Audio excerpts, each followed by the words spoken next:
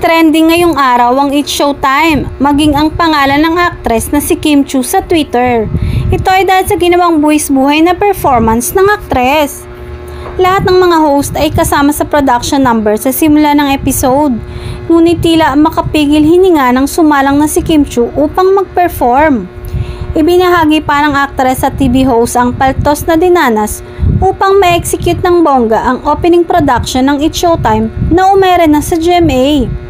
Sa kanyang Instagram story, ibinahagi ni Kim ang hugis-pusong paltos matapos ang kanyang opening prod para sa Showtime Sunny Puwersa.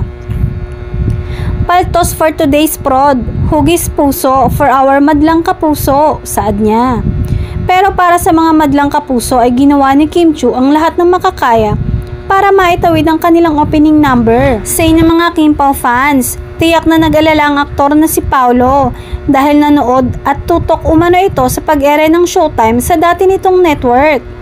Ayon sa source ay halos araw-araw naman umano ito nanonood ng programa kung saan host si Kim Chiu. Matatandaan noong nakaraang buwan lang nang pumirma ang It's Showtime ng kontrata sa GMA Network.